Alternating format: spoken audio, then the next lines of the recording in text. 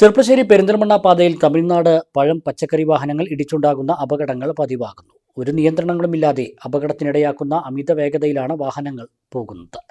കഴിഞ്ഞ ദിവസം പാലോളിപ്പറമ്പ് ബാലവാടി പടിക്ക് സമീപം ഒരാളുടെ മരണത്തിന് ഇടയാക്കിയ അതേ സ്ഥലത്ത് തന്നെ മറ്റൊരു വാഹനവുമായി കൂട്ടിയിടിച്ച് അപകടം ഉണ്ടാക്കിയിരിക്കുകയാണ് തമിഴ്നാട്ടിലെ പഴം പച്ചക്കറി ലോറി. തമിഴ്നാട് നിന്നുള്ള നിരവധി പഴം പച്ചക്കറി വാഹനങ്ങളാണ് ചെർപ്പശ്ശേരി പെരിന്തൽമണ്ണ പാതയിലൂടെ മലപ്പുറം, കോഴിക്കോട്, വയനാട് ജില്ലകളിലെ വിവിധ കേന്ദ്രങ്ങളിലേക്ക് പോകുന്നത്. മുണ്ടൂർ തൂത 4-വരിപ്പാതയിലെ അതേ അമിത വേഗതയിലാണ് തൂത മുതൽ വീതി കുറവുള്ള പെരിന്തൽമണ്ണ റോഡിലൂടെ വാഹനങ്ങൾ വരുന്നത്. പഴം പച്ചക്കറികളും മറ്റും ഇറക്കി അമിത വേഗതയിലാണ് ചരക്ക് വാഹനങ്ങളുടെ തിരിച്ചുവരവ്.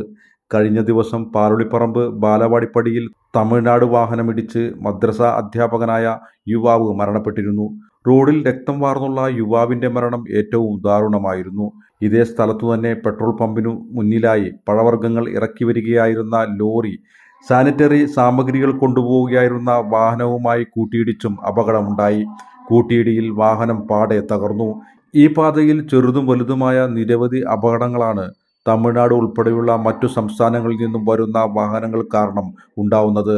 വാഹനങ്ങളുടെ അമിത വേഗത നിയന്ത്രിക്കാൻ അധികൃതർ ശക്തമായി ഇടപെടണമെന്നാണ് നാട്ടുകാരുടെ ആവശ്യം. Sathar Anamangad, news bureau, Perinthalmanna. വിരലിൻ്റെ കാര്യത്തിലാണേലും യാത്രയുടെ കാര്യത്തിലാണേലും രണ്ടും മുറിഞ്ഞു പോകാതെ തുന്നിച്ചേർത്തത് കിംസ് അൽ ഷിഫയിലെ ഹാൻഡ് ആൻഡ് റിസ്റ്റ് സെൻ്ററാണ്. Hand and wrist centre, KIMS Al Shifa hospital, Perinthalmanna.